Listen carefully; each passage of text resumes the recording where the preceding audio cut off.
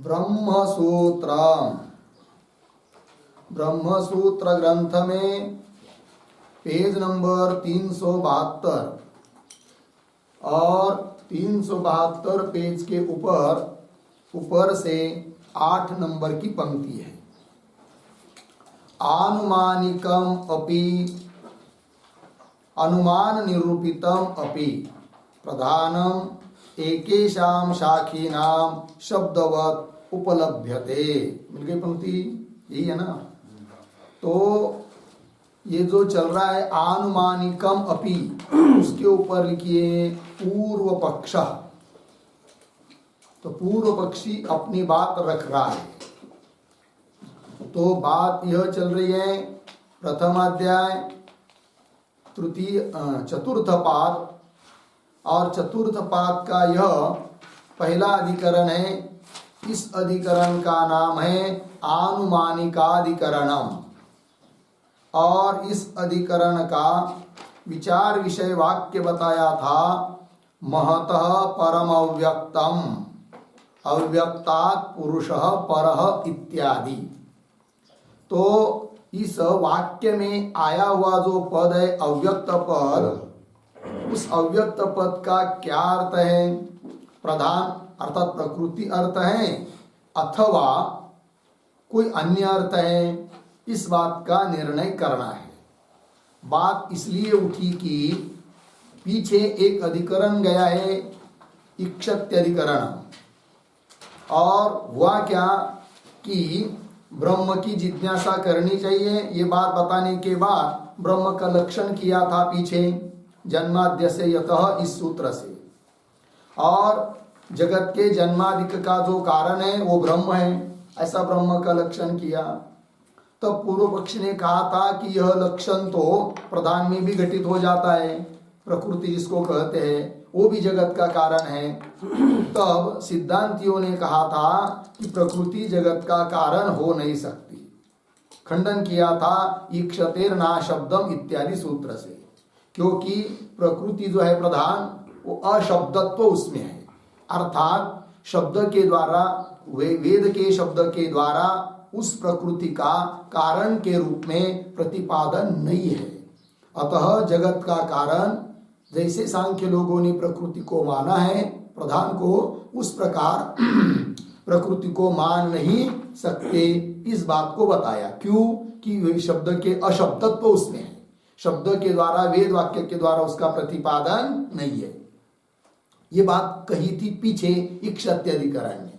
उस पर आक्षेप कर रहा है पूर्व पक्षी, कि पूर्व पक्षी कहता है सिद्धांतियों को कि हे सिद्धांती, तुम जो कह रहे हो क्या कि प्रधान अशब्दत्व उसमें है, अर्थात वेद वाक्य के द्वारा उसका प्रतिपादन नहीं हुआ है, यह तुम्हारा कहना ठीक नहीं है। अपितु कुछ शाखाओं में तो ऐसे शब्द मिल जाते हैं कि जिसका अर्थ अव्यक्त अर्थात प्रधान प्रकृति हो जाता है। अतः प्रधान को जगत का कारण मानने में कोई दिक्कत नहीं, ऐसा पूर्व पक्षी का अभिप्राय है। तब पूर्व पक्षी को पूछेंगे कौन सी ऐसी शाखा है वेद की, कौन सा ऐसा मंत्र है कि जिसमें उस प्रकृति का उल्लेख हुआ है। तब वो कहता है पूर्व पक्षी की कठोपनिषद में महता परम अव्यक्तम, इसमें अव्यक्त पद आया है, और उस अव्यक्त पद का अर्थ प्रकृति है, अर्थात उस प्रकृति नाम प्रधान का उल्लेख श्रुति में होने के कारण उस अव्यक्त को जगत का कारण मानना चाहिए। ये कहता है कौन? पूर्व पक्षी, क्योंकि उस प्रकृति में अशब्दत्व नहीं है अपितु शब्दत्व है, शब्द के द्वारा उसका प्रतिपादन हो रहा है, ये बोल रहा है पूर्व पक्षी। तब सिद्धांती कहते हैं कि भाई ये जो पद है अव्यक्तम, इस कठोपनिषद के वाक्य में आया हुआ जो अव्यक्त पद है उसका अर्थ, हे पूर्व पक्षी, तुम्हारे कहने के अनुसार यदि प्रकृति होगा, प्रधान होगा, तब हम बात मान लेंगे। किंतु उस वाक्य में आया हुआ पद जो अव्यक्त, उसका अर्थ प्रकृति अर्थात प्रधान नहीं है, अपितु अन्य ही अर्थ है। तो कौन अर्थ है फिर? उस बात को बता रहे सिद्धांती, बताएंगे इस अधिकरण में। उसके पहले पूर्व पक्षी अपनी बात को रख रहा है, ठीक है ना। ये बात लग गई, तो ये बात हो गई है। तो अव्यक्त पद का अर्थ प्रधान है, ये पूर्व पक्षी बोलेगा। और सिद्धांती कहेंगे कि अव्यक्त पद का अर्थ प्रधान नहीं है। क्यों, उसको उस बात को बताएंगे। तो पूर्व पक्षी के अनुसार यदि अव्यक्त पद का अर्थ प्रकृति सिद्ध हो जाता है तो प्रकृति में क्या आ जाएगा, शब्दत्व, अर्थात वेद वाक्य के द्वारा प्रतिपादन उसका हो रहा है। इसका मतलब उसको भी जगत का कारण मान लो, और उसको जगत का कारण मानोगे तो क्या कि ब्रह्म ही जगत का कारण है, ऐसा सभी वेदांत वाक्यों का अभिप्राय है। यह सिद्धांति का कहना अनुचित हो जाएगा, अयोग्य हो जाएगा, खंडित हो जाएगा, क्योंकि प्रधान भी फिर जगत का क्या हो जाएगा, कारण। तब तो जन्माद्य से यहाँ पर जो ब्रह्म का लक्षण किया है वो भी अतिव्याप्त हो जाएगा, वो भी दूषित हो जाएगा। ऐसा सब मिलकर पूर्व पक्षी का क्या है, अभिप्राय है। अब मुख्य बात इस पर अटकी क्या कि महत परम अव्यक्तम, इस वाक्य में अव्यक्त शब्द का अर्थ क्या है, क्या सिद्ध होता है। यदि प्रकृति सिद्ध होगा तो पूर्व पक्षी की बात सिद्ध हो जाती है, और प्रकृति से भिन्न अर्थ यदि है तो पूर्व पक्षी का खंडन हो जाता है। तब सब बात सुसंगत हो जाती है। इन सभी बातों का वर्णन इस अधिकरण में होना है। लग गया अर्थ। अतः इक्षत्य अधिकरण के साथ इस अधिकरण की आक्षेप संगति है, और इससे पूर्व वाला जो अधिकरण है तृतीय पाद का अंतिम अधिकरण, उसके साथ इस अधिकरण की दृष्टांत संगति है। इस बात को कल बताया था, ठीक है। अब अधिकरण के बारे में जो हम लोग 6 बात लिख लेते, 6 अंग, उसका विचार कल हुआ था। किंतु अधिकरण का सार बताने वाले जो 2 श्लोक होते हैं उसका उच्चारण और उसका अर्थ पहले देख लेते हैं, फिर उसके बाद भाष्य में चलेंगे। तो चलिए भाई, तो आपके पुस्तक में 3 से 71 पेज पर दिए वो श्लोकों को पढ़ता हूं। महतः परमव्यक्तम् प्रधानमथवा वपुः प्रधानं सांख्यशास्त्रोक्त तत्त्वानां प्रत्यभिज्ञया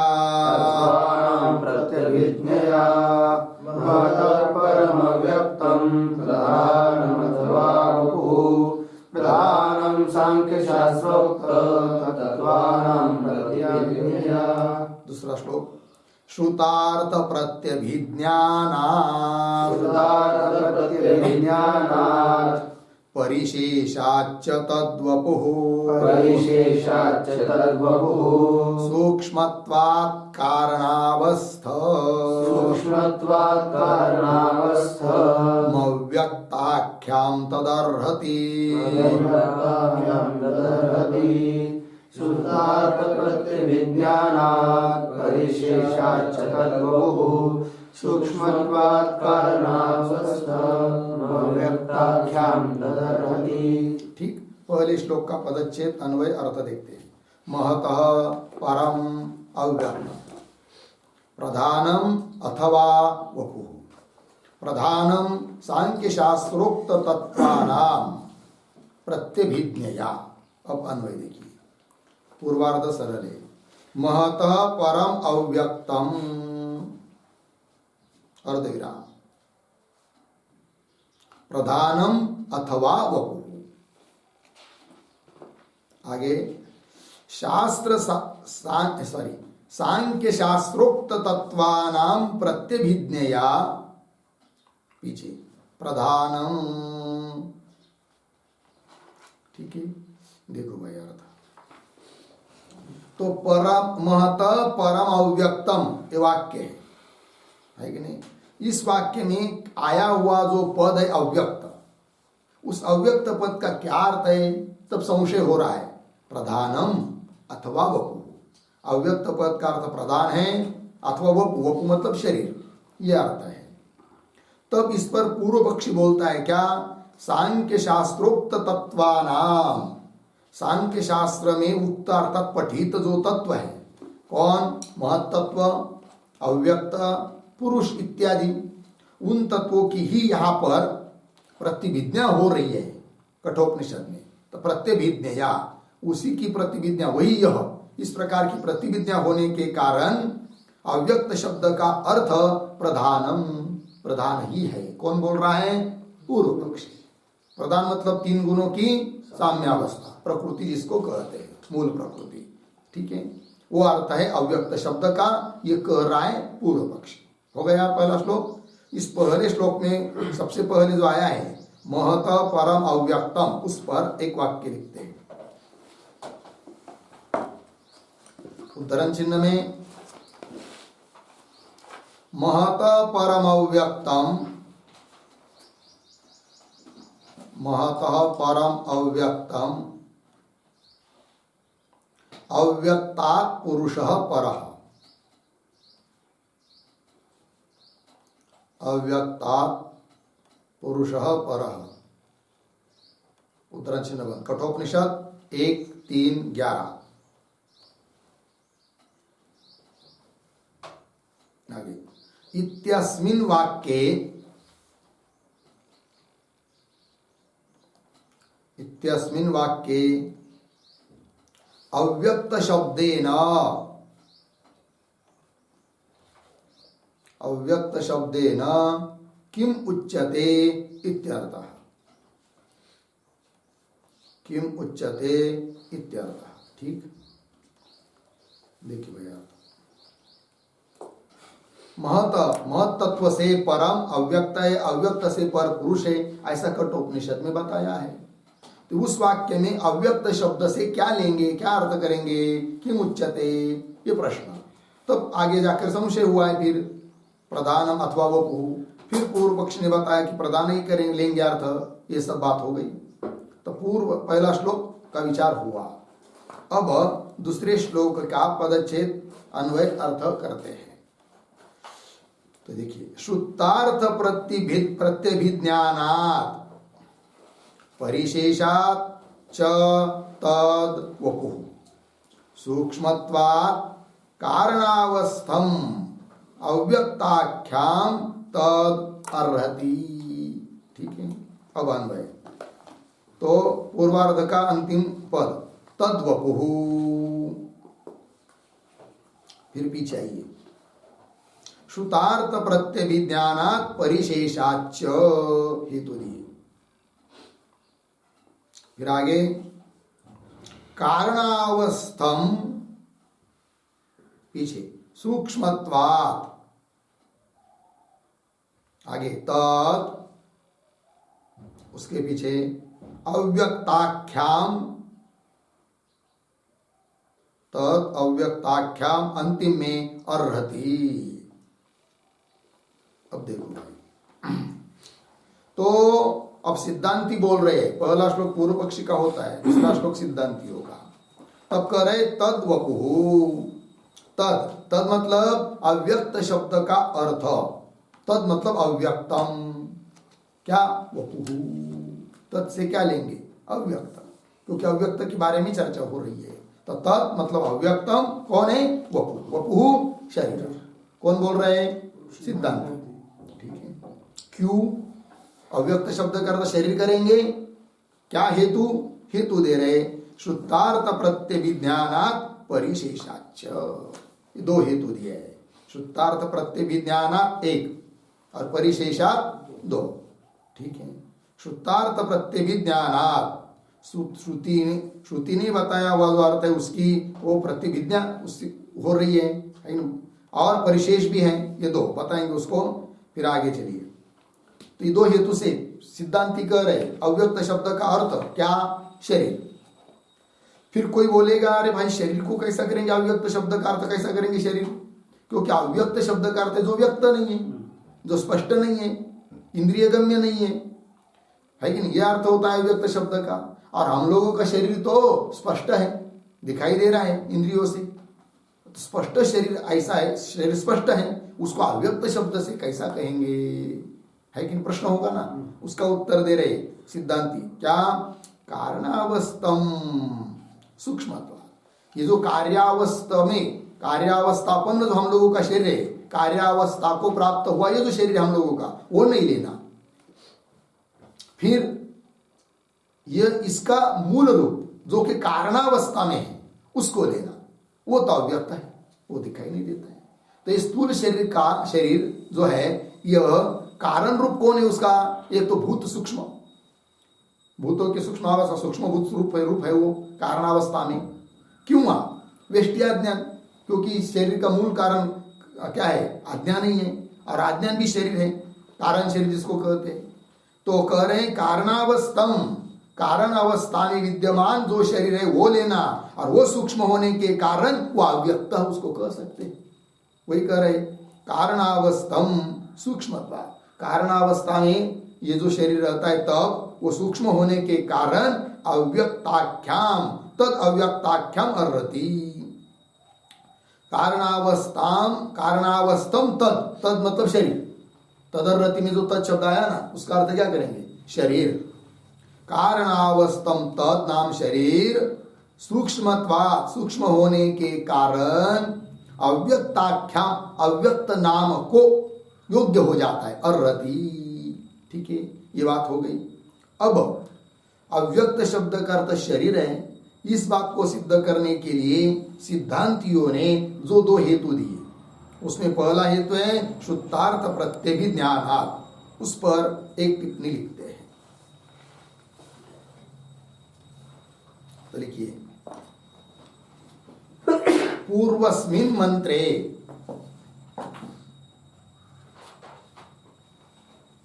किंवा पूर्वस्मिन् आत्मानं रथिनं विद्धि इत्यादि मंत्रे, पूर्वस्मिन् आत्मानं रथिनं विद्धि इत्यादि मंत्रे। आगे, श्रुतस्य अर्थस्य, श्रुतस्य अर्थस्य उत्तरस्मिन्, उत्तरस्मिन् उद्धरण चिन्ह में इंद्रियेभ्यः पराह्यर्थाः, इंद्रियेभ्यः पराह्यर्थाः उद्धरण चिन्ह में इत्यादौ मंत्रे, इत्यादौ मंत्रे प्रत्यभिज्ञानात्,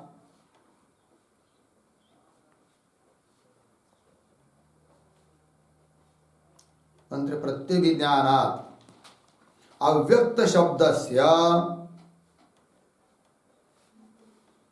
अव्यक्त शब्दस्य वाच्यं वपुः, कौंस में लिखिए शरीरम, कौंस बन आगे भवति इत्यर्थः।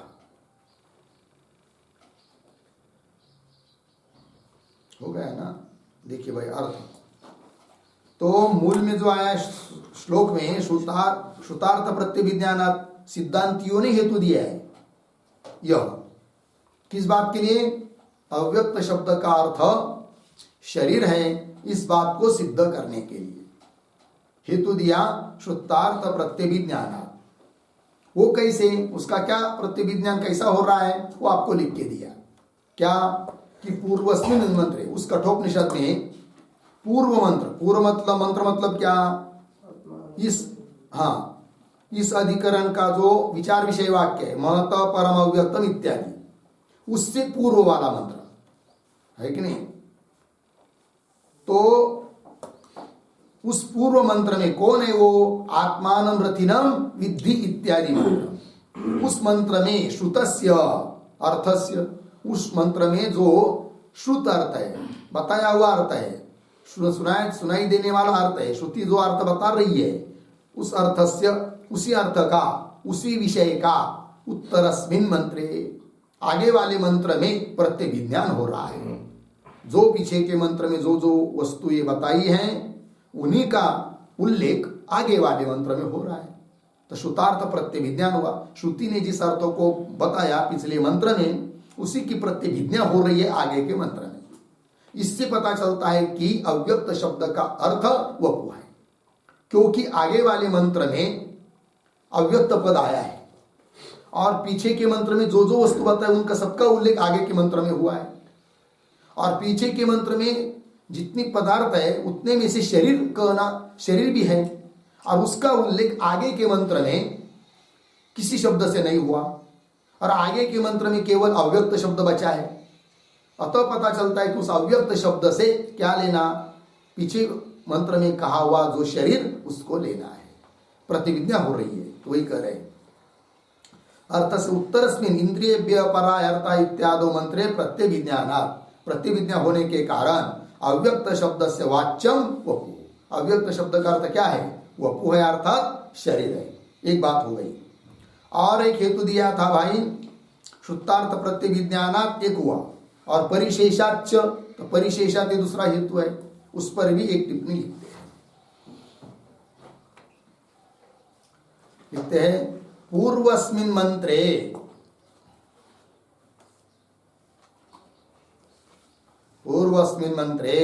उक्तानां पदार्थानां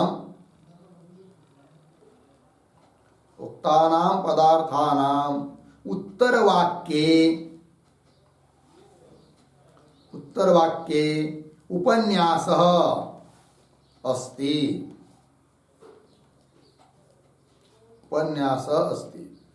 पूर्णविराम। किंतु पूर्ववाक्ये उक्तम शरीरम,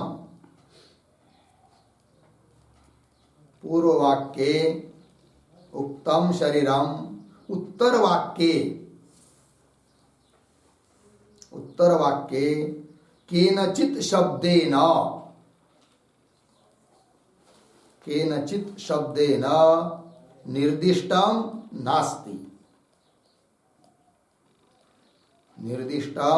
नास्ति, पूर्णविराम। उत्तरवाक्ये च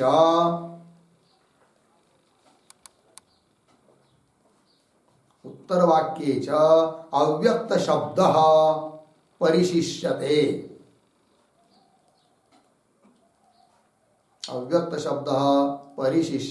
अर्धविराम। अतः परिशेष न्यायात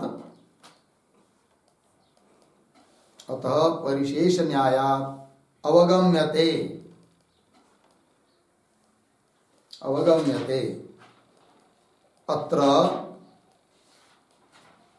अव्यक्त शब्दः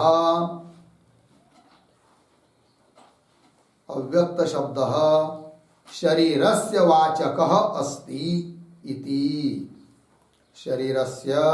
वाचकः अस्ति इति, हो गया। देखिए भाई आप तो परिशेष कैसा है करके, तो पूर्वस्मिन मंत्रे, पीछे के मंत्र में उक्तानां पदार्थानां, जितने भी पदार्थ बताए हैं उन पदार्थों का उत्तर वाक्य में, आगे वाले मंत्र में उपन्यास है, कथन है, उल्लेख है। किंतु हुआ क्या? किंतु पूर्व वाक्य जितने भी पदार्थ बताए उतने में से पूर्व वाक्य उत्तम शरीरम, जो शरीर कहा है उसका उत्तर वाक्य, आगे वाले वाक्य में केनचित् शब्देन निर्दिष्टम नास्ति, किसी भी शब्द से निर्देश उस शरीर का हुआ नहीं है आगे वाले मंत्र में। फिर उत्तर वाक्य आगे वाले मंत्र में अव्यक्त शब्द बच गया, बाकी सभी शब्दों ने पीछे के मंत्र में बताए हुए एक एक अर्थ को तो कह दिया, किंतु आगे वाले मंत्र में अव्यक्त शब्द बचा है, उसने तो पीछे वाले मंत्र में जो पदार्थ बताए उसमें से किसी अर्थ को बताया नहीं, और पीछे वाले मंत्र में जितने भी पदार्थ बताए हैं उतने में से केवल शरीर बताना रह गया। आगे वाले मंत्र के शब्दों से सब कुछ बता दिया, शरीर रह गया। इससे सिद्ध हुआ कि क्या आगे वाले मंत्र में जो अव्यक्त पद है उसका अर्थ क्या है? शरीर। परिशेष न्यायात, ठीक है कि नहीं? उत्तर वाक्ये च अव्यक्त शब्द परिशिष्यते, शेष रहता है बताने का, पीछे के अर्थ को बताने का। अतः परिशेष न्यायात अवगम्यते, क्या अत्र अव्यक्त शब्द शरीरस्य वाचक अस्ति, अव्यक्त शब्द शरीर का वाचक है, ये सिद्ध हो जाता है। हो गया इतना? ये हो गए भाई इन श्लोकों का विचार। अब आगे चलते हैं।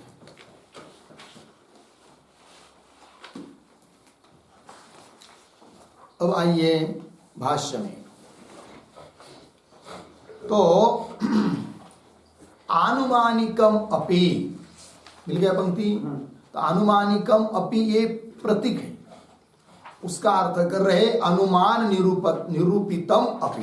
प्रतीक है मतलब सूत्रस्थ पद है। अब ये जो सूत्र है कि नहीं, बड़ा सूत्र है। इस सूत्र में पूर्वार्ध में पूर्व पक्षी अपनी बात रखता है और उत्तरार्ध में सिद्धांती उत्तर देते हैं। अतः सूत्र का पहले विचार कर लेते हैं, है कि नहीं। उसके बाद वो पूर्व पक्षी का कहना, फिर उसका खंडन जो सिद्धांती करेंगे उसका विचार करेंगे। और सूत्र का उच्चारण और उसका अर्थ आदि लिख लेते हैं।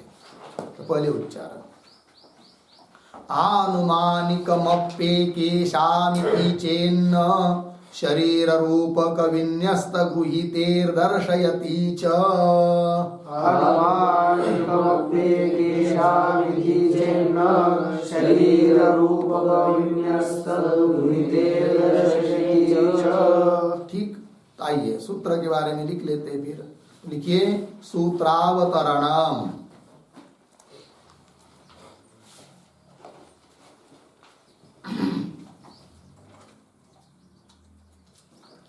सूत्रावतरणम बराबर, हाँ, आगे पूर्वम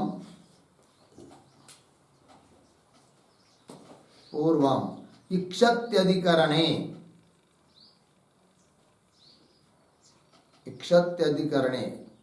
प्रधानस्य जगत्कारणत्वं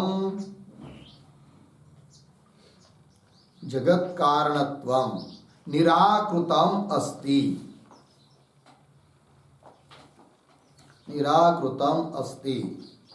अर्धविराम तस्य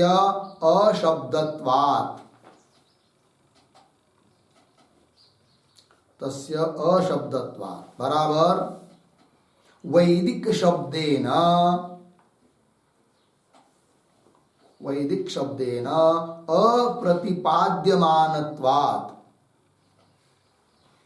अप्रतिपाद्यमानत्वात् पूर्णविराम इति यद् उक्तं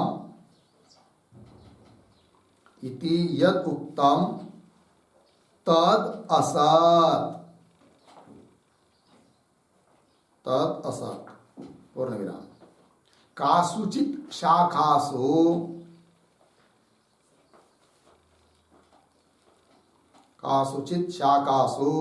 अव्यक्तादिशब्देन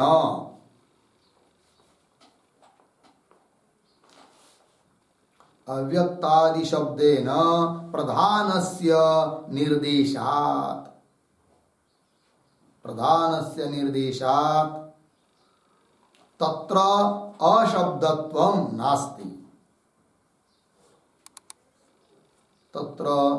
अशब्दत्वं नास्ति पूर्णविराम यथा उद्धरण चिन्ह में महत परमव्यक्तम अव्यक्तात् पुरुषः परः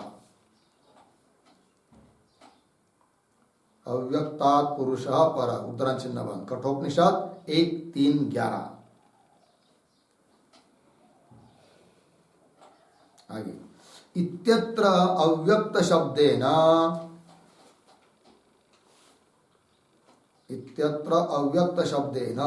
प्रधानम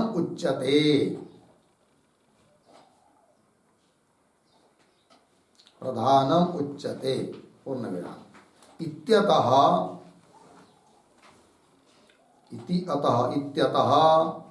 प्रधाने अशब्दत्वं नास्ति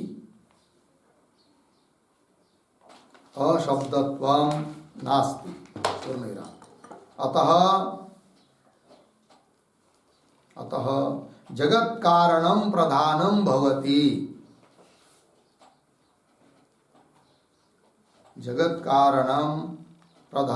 भवति अर्धविराम न तु सर्वज्ञं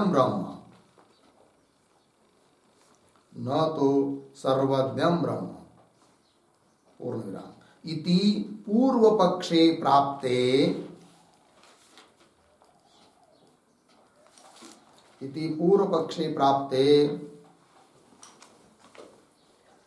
सूत्र माध्यमेन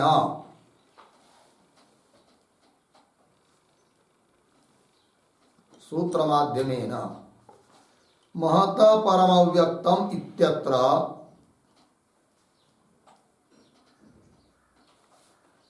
महत परम अव्यक्तम इत्यत्र अव्यक्त शब्देन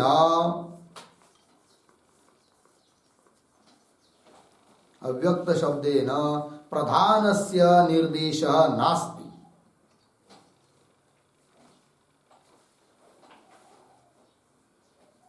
प्रधानस्य निर्देशः नास्ति तर्हि पूर्णविराम प्रधान निर्देश नास्ति पूर्णविराम तस्तर्हि कस्य निर्देशः अस्ति?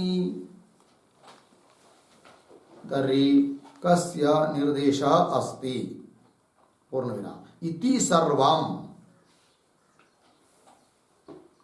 सर्वम् उच्यते इति अतः आह इति अतः आह।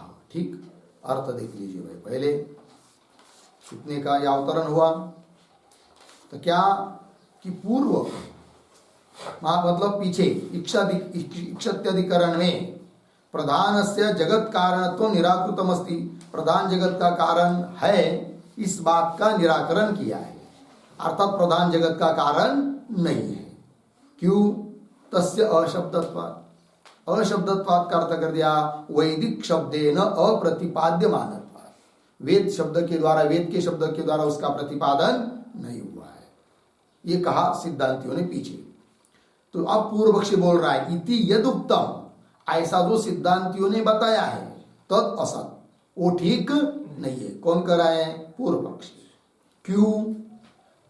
इसलिए कि कासुचित शाखासु, कुछ शाखाओं में, वेद की शाखाओं में अव्यक्तादि शब्देन प्रधान से निर्देशात, अव्यक्तादि शब्द से प्रधान का निर्देश हुआ है, इसलिए तत्र अशब्दत्व नास्ति, उस प्रधान में अशब्दत्व नहीं है जो कि सिद्धांतियों ने कहा है, अपितु उसमें क्या है? फिर शब्दत्व है। शब्दत्व है मतलब वैदिक वाक्यों के द्वारा उसका कथन हुआ है, ये बोल रहा है कौन? पूर्व पक्षी। तत्र अशब्दत्व नास्ति, उदाहरण देकर बता रहा है यथा महता परम अव्यक्तम अव्यक्तात् पुरुष पर कठोपनिषद, इसमें इस वाक्य में अव्यक्त शब्देन प्रधानम उच्यते, अव्यक्त शब्द से प्रधान कहा जा रहा है। अतः प्रधान जो है प्रकृति वो तो क्या हुई? उसमें क्या है? शब्दत्व है का शब्दत्व है, तो शब्दत्व ही आ गया, अर्थात वेद वाक्य के द्वारा उसका कथन हुआ है। अतः जगत का कारण उस प्रधान को ही मानना चाहिए। अभिप्राय किसका? पूर्व पक्षी का। इत्यतः प्रधाने अशब्दत्व नास्ति, अतः इसलिए जगत कारणम प्रधानम भवति न तो सर्वज्ञम ब्रह्म, जगत का कारण प्रधान ही होना चाहिए, ब्रह्म नहीं। इति पूर्व पक्षे प्राप्त, ऐसा जब पूर्व पक्षी प्राप्त होता है तो सूत्र माध्यमेन, सूत्र के माध्यम से उत्तर दिया जाता है। कैसे उत्तर दिया जाता है? तो देखिए, महता परम अव्यक्तम इत्यत्र अव्यक्त शब्देन प्रधान से निर्देश नास्ति, सिद्धांति कहेंगे कि इस वाक्य में अव्यक्त शब्द से प्रधान का निर्देश नहीं। तब पूर्व पक्षी पूछेगा तर्हि कस्य निर्देश अस्ति, प्रधान का निर्देश नहीं तो किसका निर्देश बताओ? तब कहेंगे सिद्धांति इति सर्वम उच्यते, सूत्र माध्यमेन इति सर्वम उच्यते, सब बात कहेंगे। क्या कि महता परम अव्यक्तम इस शब्द से, क्या इस वाक्य में जो आया हुआ अव्यक्त शब्द है उससे प्रधान का निर्देश है, ये पूर्व पक्षी बोलेगा। सिद्धांति कहेंगे इसमें प्रधान का निर्देश नहीं है, अतः उसमें अशब्दत्व है, और अशब्दत्व होने के कारण उसमें जगत की कारणता नहीं है, ये सिद्धांति कहेंगे। ठीक है, ये सब बताया जा रहा है। फिर नीचे के पंक्ति में आता है सूत्रम, सूत्रम यही है अनुमानिकमप्येकेषाम् इति चेन्न शरीर रूपक विन्यस्त गृहीतेर दर्शयति च। 1-4-1 पहला अध्याय चतुर्थ पाद प्रथम सूत्र, इसका पदच्छेद लिखिए, समझ लीजिए। आनुमानिकम अपि एकेषाम इति चेत न, ठीक है, इति चेत न, क्यों? आगे शरीर रूपक विन्यस्त गृहीते दर्शयति च, शरीर रूपक विन्यस्त गृहीते दर्शयति च, हो गया। नवोपदेश में। अब पदार्थोक्ति नीचे, पदार्थोक्ति ही तो प्रतीक है आनुमानिकम अपि, ये प्रतीक, उसका अर्थ बराबर अनुमान निरूपितम अपि प्रधानम, अनुमान निरूपितम अपि प्रधानम। ठीक है, आगे प्रतीक एकेशाम, एकेशाम बराबर केशांचित शाखीनाम,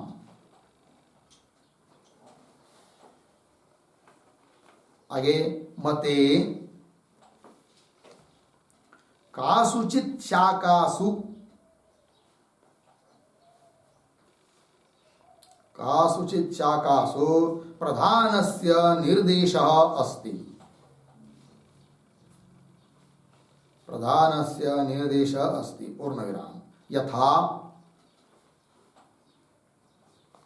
महत परमव्यक्तम अव्यक्तात् पुरुषः परः, महत परमव्यक्तम अव्यक्तात् पुरुषः परः इत्यादौ, इत्यादौ अव्यक्त शब्देन, अव्यक्त शब्देन प्रधानस्य निर्देशः अस्ति, प्रधानस्य निर्देशः अस्ति पूर्णविराम। अतः प्रधाने अशब्दत्वं नास्ति, अतः प्रधाने अशब्दत्वं नास्ति पूर्णविराम। इत्यतः, इति अतः जगत् कारणम, जगत् कारणम अव्यक्त शब्दवाच्यम, अव्यक्त शब्दवाच्यम प्रधानम भवति, प्रधानम भवति पूर्णविराम। इति चेत, इति चेत प्रतीक बराबर एवं पूर्व पक्षे प्राप्ते सति, उसका अर्थ एवं पूर्व पक्षे प्राप्ते सति, प्राप्ते सति प्रतीक है न, न बराबर एवं न संभवति,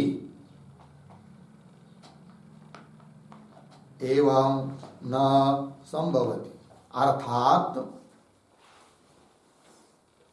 अर्थात काठके,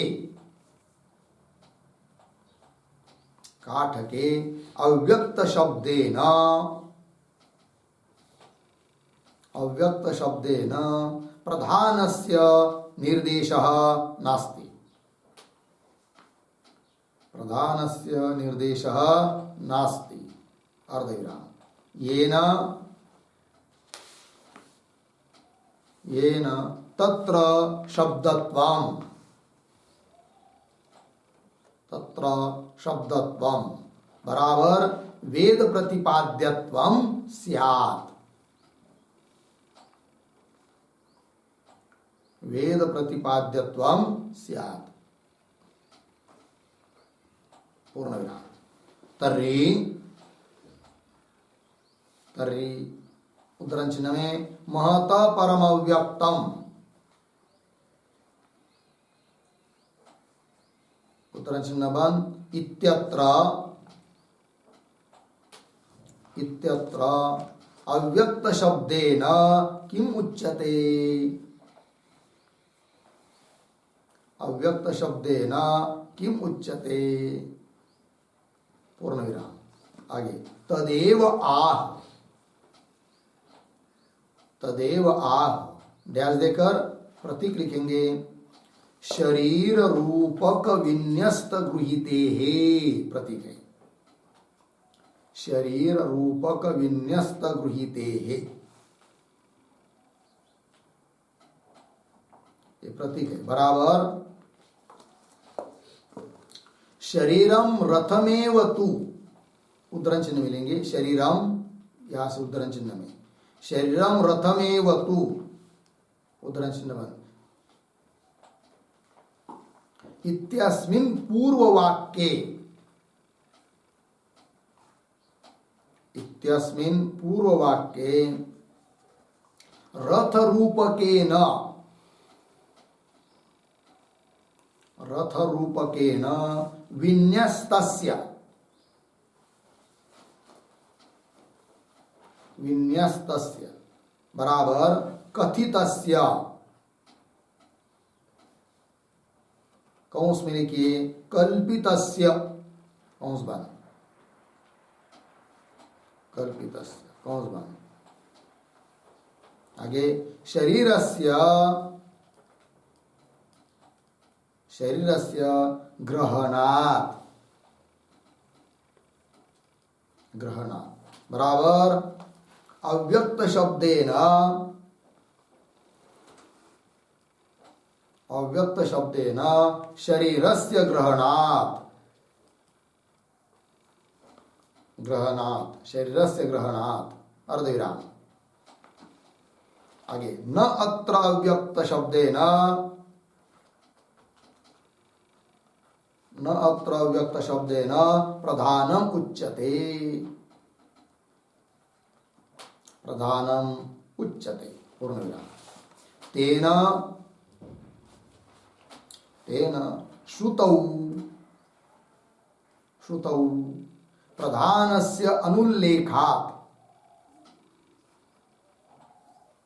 प्रधानस्य अनुल्लेखात् कौंस में लिखिए निर्देशाभावात्, निर्देशाभावात् कौंस बंद। न शब्दत्वं तत्र, न शब्दत्वं तत्र येन, येन जगत्कारणं प्रधानं भवेत्,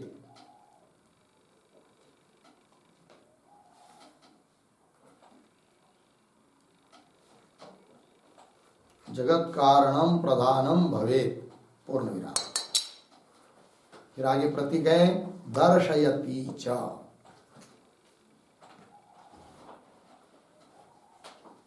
दर्शयति बराबर तत्र प्रकरणे, तत्र प्रकरणे उद्धरण चिन्ह में आत्मानं रथिनं विद्धि,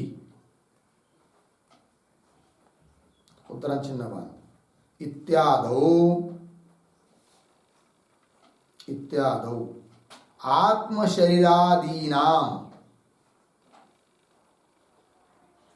आत्मशरीरादीनां रथी रथादि रूपक कल्पनां, रथी रथादि रूपक, रथी रथादि रूपक कल्पनां श्रुति ही दर्शयति इत्यर्थः, श्रुति ही दर्शयति इत्यर्थः। ठीक है जी, आइए भाई अर्थ देख लेते हैं। तो सूत्र का पदच्छेद के बाद पदार्थोक्ति में लिखा है आनुमानिकम अपि प्रतीक है। अनुमानिकम अपि का अर्थ कर दिया अनुमान निरूपितम अपि प्रधान। सांख्याचार्य लोग प्रधान को अनुमान से उसको सिद्ध करते हैं, ठीक है ना। कार्य से कारण का अनुमान होता है, ऐसा उनका कहना है। प्रधान तो दिखाई नहीं दे रहा है किंतु कार्य दिखाई दे रहा है, फिर कार्य से अनुमान करते हैं किसका, प्रधान का, प्रकृति का। अतः प्रधान कैसा हुआ, अनुमानिक, अनुमान के द्वारा जिसका निरूपण होता है वही कह रहे हैं।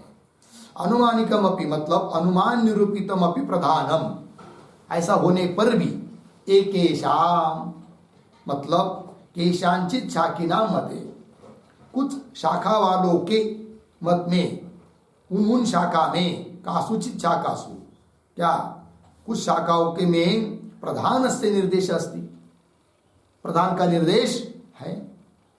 जैसे उदाहरण यथा महत परम अव्यक्तम अव्यक्तात् पुरुष परः इत्यादौ अव्यक्त शब्देन प्रधानस्य निर्देश अस्ति। अव्यक्त शब्द से निर्देश है किसका?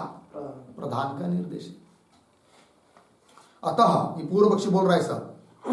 अतः प्रधाने अशब्दत्वं नास्ति। कौन बोल रहा है? पूर्व पक्षी।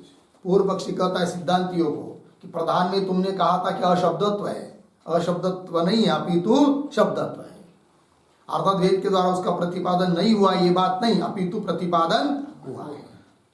अतः प्रधाने अशब्दत्व नास्ति इति। अतः ऐसा होने से जगत कारणम अव्यक्त शब्द वाक्यम प्रधानम भवति। जगत का कारण अव्यक्त शब्द का वाच्य प्रधान ही है। ये पूर्व पक्षी का अभिप्राय। इति चेत मतलब एवं पूर्व पक्षे प्राप्ते सति। तो सूत्र के पूर्वार्ध में पूर्व पक्षी है। अनुमानिकम अपि एकेशाम इति चेत न, यहां तक सब ठीक है। इति चेत तक, फिर न से आगे सिद्धांति कहेंगे। ठीक है, तो देखो भाई, इति चेत एवं पूर्व पक्षे प्राप्ते सति उत्तर दे रहे न मतलब क्या? एवं न संभवती। पूर्व पक्ष ने जो कहा है वो ठीक नहीं है। एवं न संभवती मतलब अर्थात काठ के कठोपनिषद में अव्यक्त शब्देन प्रधानस्य निर्देश नास्ति, जैसा कि पूर्व पक्षी समझ रहा है। मतलब अव्यक्त शब्द से प्रधान का निर्देश नहीं है। और पूर्व पक्षी क्या समझता है? अव्यक्त शब्द से निर्देश है किसका? प्रधान का। किंतु वैसी बात नहीं है। यदि प्रधान का निर्देश होता तो मान सकते थे क्या कि ये न, जिससे कि तत्र शब्दत्वम मतलब वेद प्रतिपाद्यत्वम से प्रधान का निर्देश रहता तब उसमें शब्दत्व हो जाता, किंतु प्रधान का निर्देश नहीं है, अतः उसमें शब्दत्व नहीं है अपितु अशब्दत्व है। तत्र शब्दत्व नाम वेद प्रतिपाद्यत्वम स्यात्, है नहीं? ठीक, तर्हि तब पूर्व पक्षी पूछेगा यदि अव्यक्त शब्द से प्रधान को नहीं ले रहे हो तब किसको ले रहे हो?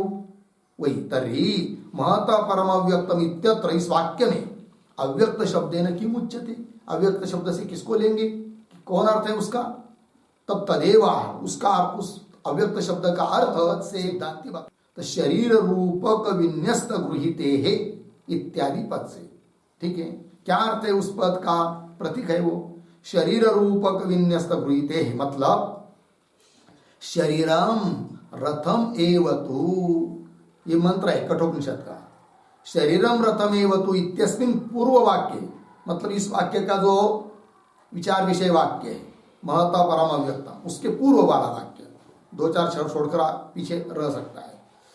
इत्यस्मिन पूर्व वाक्ये रथ रूपकेन विन्यस्तस्य, रथ के रथादि का रूपक किया है और रूपक के रूपक से विन्यस्त कथित कल्पित जो है वो कौन है? शरीर है। शरीर भी है कि नहीं? मूल पद है शरीर रूपक विन्यस्त गृहीते, मतलब रूपक के रूप में रूपक किया है, रथादि का रूपक किया है। तो रथादि के रूपक से विन्यस्त अर्थात कल्पित कथित जो शरीर भी है उसमें, तो उस शरीर का ग्रहणा, तो शरीर रूपक विन्यस्त गृहीते, रूपक में रथादि रूपक में शरीर का कल्पना भी है, विन्यस्त है, कथित है, पठित है, उसका ही ग्रहण होने से, अव्यक्त शब्द से उसका ही ग्रहण होने से, शरीर का ही ग्रहण होने से गृहीते है, ग्रहण होने से अव्यक्त शब्द का अर्थ शरीर है, क्योंकि ग्रहण किसका हो रहा है? शरीर का, है कि नहीं? हाँ, तो वही करे शरीर रूपक विन्यस्त गृहीते है, लग गया ना पंक्ति शब्द का अर्थ। तो उसको पुनः देखिए, शरीरम रथमेव तो इत्यस्मिन पूर्ववाक्य रथ रूपके न, रथ रूपक के माध्यम से विन्यस्तस्य नाम कल्पितस्य या कथितस्य शरीरस्य ग्रहणात्, शरीर का ग्रहण हुआ है। इसलिए मतलब क्या हुआ फिर? अव्यक्त शब्दने शब्देन शरीर से ग्रहणात्, अव्यक्त शब्द से शरीर का ग्रहण होता है। न अत्र अव्यक्त शब्देन प्रधानम उच्यते, अव्यक्त शब्द से प्रधान का ग्रहण नहीं होता है। तेना श्रुतौ प्रधान से अनुल्लेखात्, इसका मतलब श्रुति में प्रधान का उल्लेख नहीं है।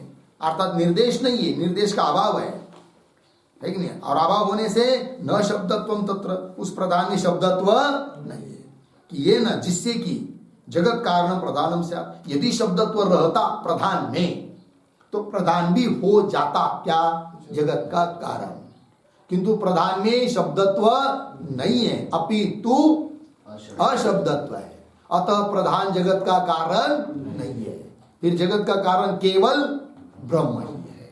हो गया? हाँ, ये न जगत कारण प्रधानम भवेत्, लग गया इतना।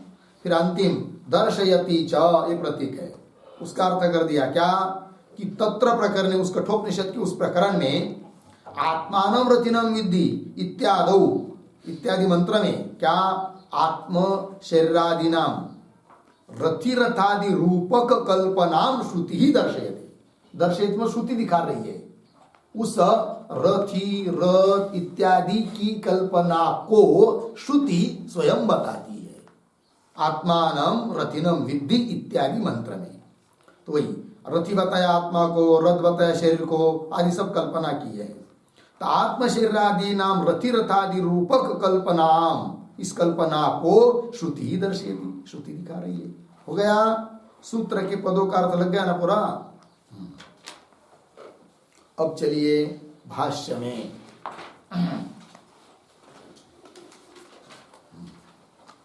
तो पंक्ति देखिए, आनुमानिकम अपि, ठीक है ना,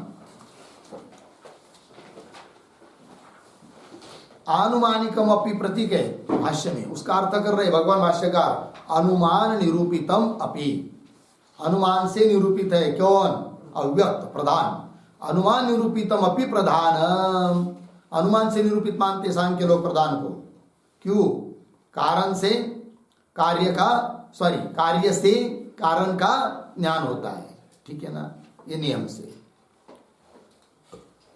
तो कार्य तो दिखाई दे रहा है, कारण प्रधान दिखाई देता नहीं है, उसका अनुमान करते कौन, सांख्य लोग, इसलिए उसको कह दिया अनुमानिकम अपि, अनुमान निरूपितम अपि प्रधानम।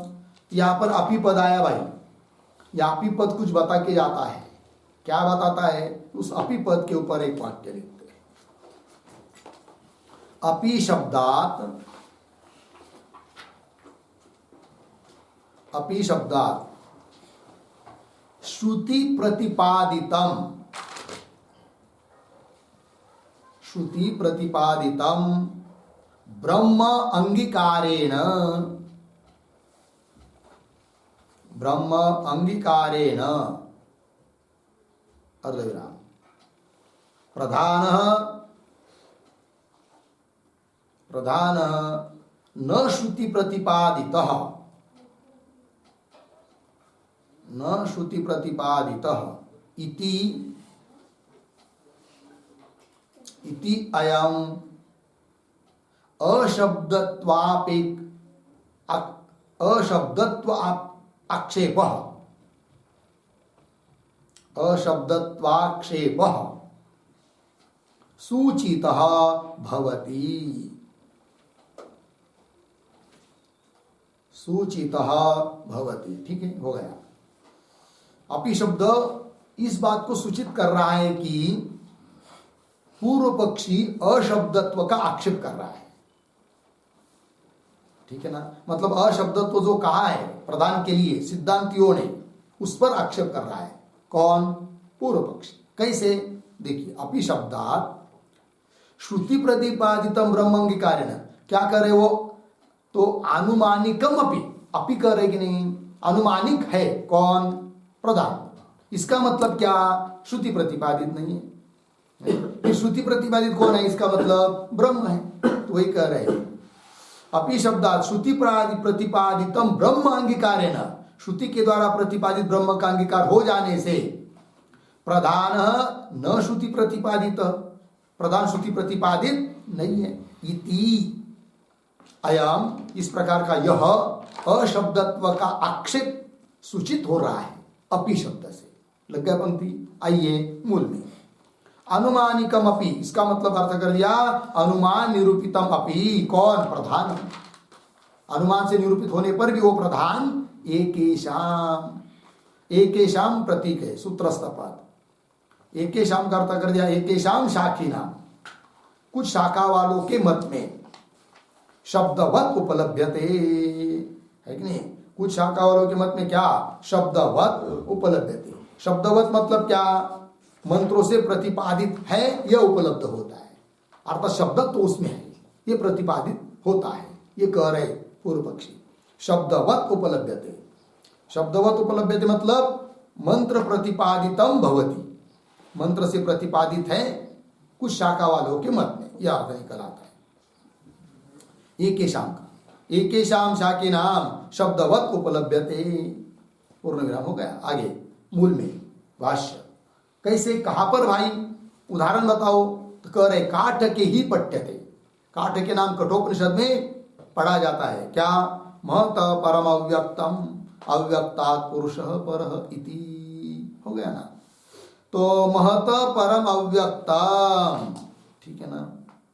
महतः, महत मतलब क्या? तो उस पर थोड़ा सा एक वाक्य लिखते टिप्पणी। महतः बराबर, महतः बराबर बुद्धि तत्वात्, बुद्धि तत्वात्। अव्यक्ताम बराबर बराबर मूल प्रकृति ही, मूल प्रकृति ही। पराम बराबर सूक्ष्मतरम, सूक्ष्मतरम अर्धविराम। ततः अपि पुरुषः, ततः अपि पुरुषः अति सूक्ष्मः अस्ति इत्यर्थः। अति सूक्ष्मः अस्ति इत्यर्थ, ये हुआ अर्थ भाई। मूल मंत्र में क्या बताया? महत परम अव्यक्त, महत से पर है कौन? अव्यक्त, और अव्यक्त से पर बताया किसको? पुरुष को। क्या अर्थ है उस वाक्य का? वो आपको लिख के दिया। महतः, महत शब्द का अर्थ महत तत्व, महत तत्व नाम बुद्धि तत्व। अब बहुत बार समझ में नहीं आता लोगों को क्या कि महत तत्व मतलब बुद्धि तत्व, हम लोगों की बुद्धि बुद्धि, और उससे पर बताया जाता है अव्यक्तों को। कौन वो अव्यक्त? मूल प्रकृति। तो बुद्धि तत्व से पर है वो कैसा है कि नहीं? तो महत तत्व क्या चीज है? तो ध्यान दीजिए, महत तत्व का अर्थ बुद्धि तत्व। वो बुद्धि तत्व, बुद्धि रूप तत्व, उसके दो भेद, कार्य रूप बुद्धि, कारण रूप बुद्धि। तो हम लोगों की जो बुद्धि है ना वो कार्य रूप बुद्धि है, और हिरण्यगर्भ की जो बुद्धि है ना वो कारण रूप बुद्धि है। तो महत शब्द से क्या लेंगे? कारण रूप बुद्धि, अर्थात हिरण्यगर्भ की जो बुद्धि है, बुद्धि रूप तत्व है, वो लेना, वो महत तत्व है। और उससे सूक्ष्म है कौन? उसका भी कारण कौन? अव्यक्त प्रकृति। और उससे भी सूक्ष्म है कौन? पुरुष, ये कहा जाता है। ठीक, तो वही महत नाम बुद्धि तत्वात् अव्यक्तम, अव्यक्त शब्द का अर्थ मूल प्रकृति, परम सूक्ष्मतर है कि नहीं? यह अर्थ किया जा रहा है कि नहीं? अव्यक्त शब्द का अर्थ मूल प्रकृति पूर्व पक्षी की दृष्टि से यह अर्थ हो रहा है। सिद्धांतियों के अनुसार अव्यक्त शब्द का अर्थ यहां पर शरीर लिया जाएगा, वो बात अलग है।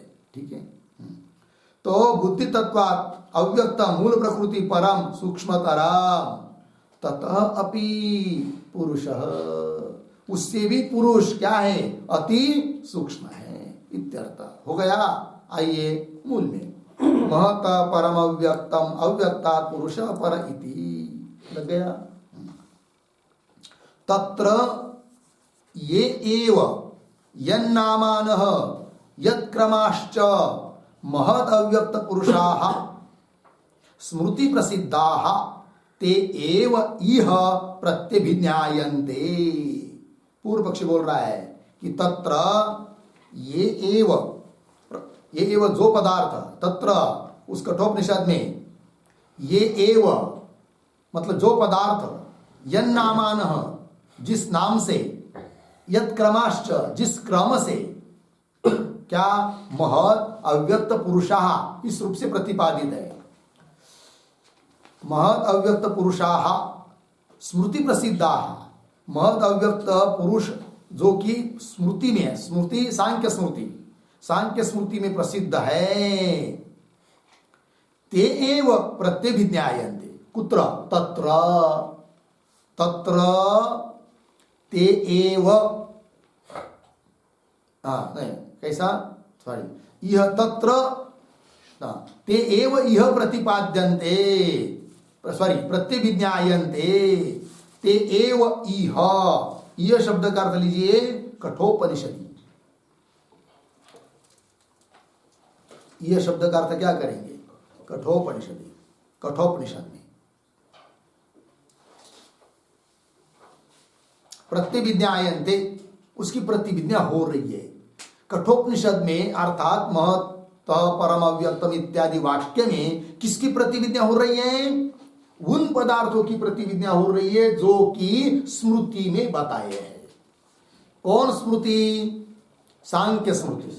तो सांख्य स्मृति में ध्यान दीजिए पंक्ति का अभिप्राय सांख्य स्मृति में जो पदार्थ बताए हैं उन्हीं पदार्थों को उसी क्रम से यहां पर कठोपनिषद में बताया जा रहा है। अर्थात उनकी यहां पर क्या हो रही है प्रतिविज्ञा हो रही है। ये कहना पंक्ति को देखिए तत्र उसमें ये एव मतलब जे पदा वो जो पदार्थ यन नामन जिस नाम से यत क्रमश जिस क्रम से कौन क्रम कैसा नाम महत् अव्यक्त पुरुषा कहा बताए वो स्मृति प्रसिद्धा स्मृति सांख्य स्मृति में जो पदार्थ जिस नाम से जिस क्रम से मद अव्यक्त पुरुष इस क्रम से प्रसिद्ध है ते एव वो सांख्य स्मृति में बताए हुए पदार्थ ही यह कठोपनिषद में प्रत्यभिज्ञायन्ते उसी को यहां पर बताया जा रहा है। अर्थात उनकी यहां पर प्रतिविज्ञा हो रही है। अतः कठोपनिषद के वाक्य में जो अव्यक्त पद आया है उसका अर्थ वही है जो कि सांख्य स्मृति में बताया है। तो क्या अर्थ होगा फिर अव्यक्त शब्द का प्रधान। क्या अर्थ है प्रधान अर्थात प्रकृति यह अर्थ है। कौन कह रहा है पूर्व पक्षी। तत्र अव्यक्तम इति स्मृति प्रसिद्धे है कि नहीं। पूरी पंक्ति पढ़ लेता हूं।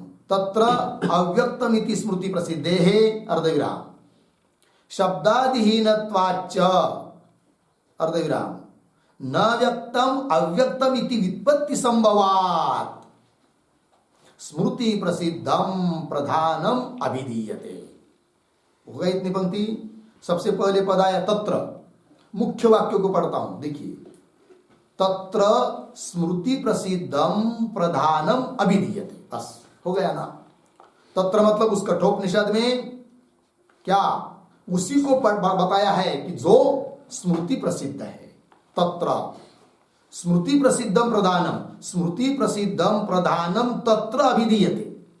स्मृति में प्रसिद्ध जो प्रधान है उसका उस कठोपनिषद में अभिधान हो रहा है। बात समझ में आ रही कि नहीं। क्या स्मृति प्रसिद्धम शब्द मिला स्मृति प्रसिद्धम प्रधानम तत्र मतलब तत्र शुरू में आएगी नहीं। तत्र मतलब कठोपनिषद में अभिधीयते उसका अभिधान हो रहा है। कैसे तब बीच में हेतु दिए क्या हाँ अव्यक्तम इति स्मृति प्रसिद्ध है। एक बात अव्यक्त यह स्मृति में प्रसिद्ध है सांख्य स्मृति में प्रसिद्ध है। दूसरी बात शब्दादिहीनत्वाच्च शब्द स्पर्शादि गुण से वो रहित होने के कारण क्या अव्यक्त है वो है कि नहीं शब्दादिहीनत्वाच्च। और दूसरी बात न व्यक्तम अव्यक्तम है कि नहीं क्योंकि जो मूल अव्यक्त है वो तीन गुणों की साम्य अवस्था है। शब्द स्पर्शादि उसमें अभिव्यक्त नहीं है। तो शब्दादिहीनत्वाच्च और व्युत्पत्ति के बल पर न व्यक्तम अव्यक्तम इति व्युत्पत्ति संभवात्। क्या जी अव्यक्त शब्द का अर्थ प्रधान है। अव्यक्त शब्द का क्या अर्थ प्रधान। अव्यक्त को कहा बताया है स्मृति में और यहां पर कठोपनिषद में आया हुआ अव्यक्त शब्द उसका भी अर्थ क्या करेंगे प्रधान। क्यों बीच में तीन हेतु दिए। कौन कौन हेतु दिए स्मृति प्रसिद्धे है एक शब्दाधीनत्वाच्च दो और न व्यक्तम अव्यक्तम इति व्युत्पत्ति संभवात, ये तीन हेतु। पंक्ति लगी, पंक्ति को देखिए पुनः, तत्र अव्यक्तम इति स्मृति प्रसिद्धे हैं शब्दाधीनत्वाच्च न व्यक्तम अव्यक्तम इति व्युत्पत्ति संभवात स्मृति प्रसिद्धम प्रधानम अभिधीयते। तत्र अव्यक्तम इति स्मृति प्रसिद्धम प्रधानम अभिधीयते, मुख्य वाक्य। अन्वय भी ऐसे करना तो कर सकते हैं, क्या? तत्र अव्यक्तम इति स्मृति प्रसिद्धम प्रधानम अभिधीयते। क्यों? फिर हेतु लेंगे, स्मृति प्रसिद्धे है शब्दाधीनत्वाच्च न व्यक्तम अव्यक्तम इति व्युत्पत्ति संभवात। अब लग गए ना जी। तत्र कठोपनिषद में अव्यक्तम इति मतलब अव्यक्त शब्द से क्या लेंगे? स्मृति प्रसिद्धम प्रधानम अभिधीयते। स्मृति, सांख्य स्मृति में प्रसिद्ध जो प्रधान, उसका ही कथन हो रहा है। कहा? कठोपनिषद में। किस शब्द से? अव्यक्त शब्द से। क्यों? हेतु स्मृति प्रसिद्ध है, सांख्य शास्त्र में प्रसिद्ध है। कौन? अव्यक्त शब्द का अर्थ प्रधान। एक बात। शब्दाधीनत्वाच्च, ये दूसरा है। लग गया कि नहीं? शब्दाधीनत्वाच्च, इस पर एक वाक्य छोटा लिखिए।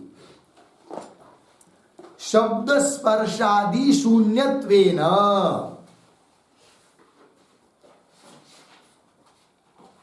शब्दाधीनत्वाच्च मतलब शब्द स्पर्शादि शून्यत्वेन, हो गया। शब्द स्पर्शादि से रहित होने से, ये दूसरा हेतु। और व्युत्पत्ति भी है, क्या? न व्यक्तम अव्यक्तम, जो व्यक्त नहीं है उसको कहेंगे क्या? अव्यक्त। इति व्युत्पत्ति संभवात, व्युत्पत्ति भी संभव है। इसलिए क्या? तत्र अव्यक्तम इति स्मृति प्रसिद्धम प्रधानम अभिधीयते, है कि नहीं? कठोपनिषद में अव्यक्त इस शब्द से सांख्य स्मृति में प्रसिद्ध जो प्रधान, उसी का अभिधान कथन हो रहा है। लगे पंक्ति? आगे चलिए। अभिधीयते तस्य शब्दत्वात् अशब्दत्वम अनुपपन्नम। अब पूर्व पक्षी बोल रहा है तस्य, तस्य प्रधानस्य शब्दत्वात्। प्रधान में आप शब्दत्व है का अशब्दत्व है? शब्दत्व है, मतलब श्रुति वाक्य के द्वारा प्रतिपादित है कि नहीं? शब्दत्व शब्दत्व ध्यान में रखिए भाई। तो तस्य शब्दवत्वात् आया कि नहीं? तो शब्दवत्वात् का अर्थ लिखिए श्रुति प्रतिपादितत्वात्। शब्दवत्वात् आया ना मूल में, उसका अर्थ लिखिए श्रुति प्रतिपादितत्वात्। आइए, तस्य, अब मूल में तस्य शब्दवत्वात् मतलब श्रुति प्रतिपादितत्वात्, है कि नहीं? अशब्दत्वम अनुपपन्नम आया ना मूल में। सिद्धांति ने क्या कहा था? प्रधान में क्या है? अशब्दत्व है। वो क्या हुआ? अनुपपन्न, अनुचित, गलत है, ठीक नहीं कहना, क्योंकि उस प्रधान में क्या है? शब्दवत्व है, अर्थात शब्दत्व है, शब्द के द्वारा प्रतिपादित है, वेद शब्द के द्वारा प्रतिपादित है, अतः उसमें अशब्दत्व नहीं है। अशब्दत्वम अनुपपन्न। लग गया पंक्ति? आगे चलिए। तदेव च जगत कारण, तदेव मतलब वही प्रधान ही क्या है? जगत का कारण है। तदेव च जगत कारणम। तो बोलेंगे भाई कैसे कारण है जगत का? ठीक है, अव्यक्त का उल्लेख हुआ है, मान लेंगे थोड़ी देर के लिए। वेद वाक्य में उस प्रधान का अव्यक्त का उल्लेख मान लेंगे, किंतु वो जगत का कारण है ये थोड़ी उसमें बताया है। तब बता रहे पूर्व पक्षी कि जगत का कारण भी बताया है श्रुति में, स्मृति में और युक्ति से। तो तदेव, ये जो पंक्ति आई ना, तदेव मूल में, उसके पूर्व में एक छोटा वाक्य लिखिए, अवतरण। तथापि प्रधानस्य कारणत्वम, प्रधानस्य कारणत्वम अशाब्दम इति आशंक्य, अशाब्दम इति आशंक्य आह, आह तदेव इति। हो गया। तथापि, तथापि मतलब पीछे वाक्य में क्या कहा पूर्व पक्ष ने कि उस प्रधान में क्या है? शब्दवत्व है, तो तथापि मतलब उसमें शब्दवत्व होने पर भी प्रधान से कारणत्व, प्रधान कारण है ये थोड़ी बताया। ऐसी यदि कोई पूर्व पक्ष के ऊपर शंका करता है तो उसका उत्तर दे रहा है कौन? पूर्व पक्षी। बात समझ में आई? तथापि प्रधान से कारणत्व अशब्द अशाब्दम इत्याशंक्या तदेव च जगत कारण तदेव प्रधानमेव जगत कारणम प्रमाण श्रुति स्मृति न्याय प्रसिद्धिभ्य इति चेत। श्रुति स्मृति और न्याय में, न्याय से प्रसिद्ध है क्या कि प्रधान जगत का कारण है। इति चेत, यहां तक पूर्व पक्षी हुआ। फिर प्रश्न उठेगा कौन श्रुति में बताया है, कौन स्मृति में बताया है, क्या युक्ति है आपके पास कि जगत का कारण प्रधान को मान रहे हो। तो ये जो है ना वाक्य शब्द श्रुति स्मृति न्याय प्रसिद्धेभ्य, उस पे ऊपर एक वाक्य लिखते हैं, टिप्पणी लिखते हैं। तो लिखते हैं श्रुति ही बड़ा श्रुति ही उद्धरण चिन्ह में अजाम एकाम उद्धरण चिन्ह 1 श्वेता श्वेतर 4-5 आगे इत्याद्या पूर्ण विराम इत्याद्या हो गया ना। आगे दूसरे उद्धरण चिन्ह में हेतु प्रकृति रुच्यते, हेतु प्रकृति रुच्यते उद्धरण चिन्ह 1 गीता 13-20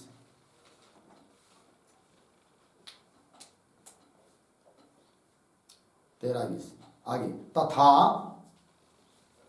पुनः उद्धरण चिन्ह में विकारांश गुणांश्चैव विद्धि प्रकृति संभवान। ये भी गीता का है ना, देख लीजिए कहा है विकारांश गुणांश्चैव विद्धि प्रकृति संभवान उद्धरण चिन्ह 1 इत्याद्या इत्याद्या अर्धविराम तथा सांख्यिया स्मृति ही सांख्यिया स्मृति पूर्ण विराम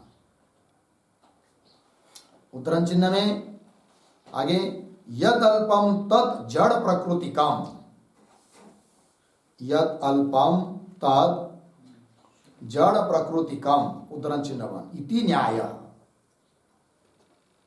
न्याय पूर्ण विराम इति एतेभ्यः जगतः कारणं प्रधानम एव अस्ति जगतः कारणं प्रधानम एव अस्ति पूर्ण विराम तदेव अव्यक्त शब्दवाच्यम भवति तदेव अव्यक्त शब्दवाच्यम भवति अर्धविराम न शरीरम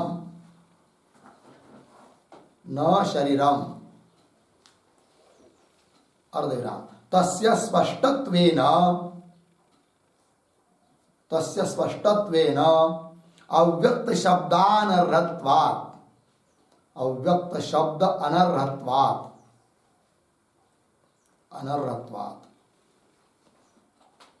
पूर्ण विराम इति एवं ब्रह्म एव कारणम इति मत क्षति ही अस्ति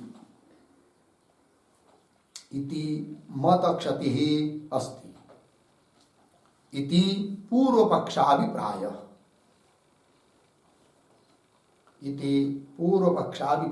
हो गया। देखो भाई अर्थ तो पूर्व पक्षी कहता है प्रधान जगत का कारण है, इस बात को बताने के लिए श्रुति भी है स्मृति भी है युक्ति भी है। तो कौन श्रुति?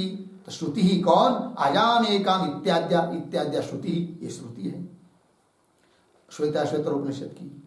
और स्मृति हेतु प्रकृति रुच्यते गीता है कि नहीं, प्रकृति हेतु उच्यते प्रकृति कारण कही जाती है।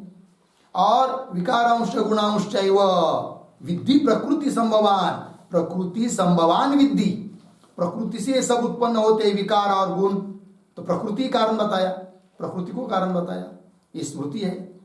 उसी प्रकार सांख्य शास्त्रकार बताते हैं तो सांख्य स्मृति भी है, तो स्मृति भी प्रमाण दे दिया। और युक्ति क्या भाई, न्याय मतलब युक्ति क्या, यद अल्पम तद जड़ प्रकृतिकम, ये न्याय है, नियम। जो भी अल्प है वो जड़ प्रकृति से जन्य होता है। तो सब घटपट आदि ये सभी वस्तुएं जो भी अल्प है वो सब किससे उत्पन्न हुए, जड़ ऐसे प्रकृति से उत्पन्न हुआ है, ये भी बताया जाता है, न्याय हुआ युक्ति। इति एतेभ्यः, इन प्रमाणों से ये सिद्ध होता है कि जगत कारणम प्रधानम एव अस्ति, जगत का कारण प्रधान ही है। तदेव अव्यक्त शब्द वाच्यम, वही अव्यक्त शब्द से कहा जा रहा है, न शरीरम, शरीर नहीं। क्यों, तस्य स्पष्टत्वेन, तस्य शरीरस्य स्पष्टत्वेन, शरीर क्या है, स्पष्ट है, दिखाई दे रहा है, स्पष्टत्वेन अव्यक्त शब्द अनर्हत्वात्, अव्यक्त शब्द का वाच्य वो शरीर हो नहीं सकता। इसका मतलब फिर अव्यक्त शब्द का अर्थ प्रधान। इति एवं, इस प्रकार ब्रह्म एव कारणम इति मत क्षति, जो लोग ब्रह्म को ही जगत का कारण मानते हैं उस मत की क्या हुई, हानि, उसका खंडन हुआ। मत क्षति अस्ति इति पूर्व पक्षाभिप्राय, ये पूर्व पक्षी ने अपनी बात को बता दिया है कि नहीं, मूल में आया है तदेव च जगत कारणम श्रुति स्मृति न्याय प्रसिद्धिभ्यः इति चेत, हो गया। आगे न एतद एवं, उसके ऊपर लिखिए सिद्धांत, न एतद एवं। अब सिद्धांत पक्ष चालू हो रहा है, किंतु उसका विचार हम लोग कल करते हैं। ओम पूर्णमदः पूर्णमिदं पूर्णात् पूर्णमुदच्यते पूर्णस्य पूर्णमादाय पूर्णमेवावशिष्यते। ओम शांति शांति शांति। शंकरं शंकराचार्य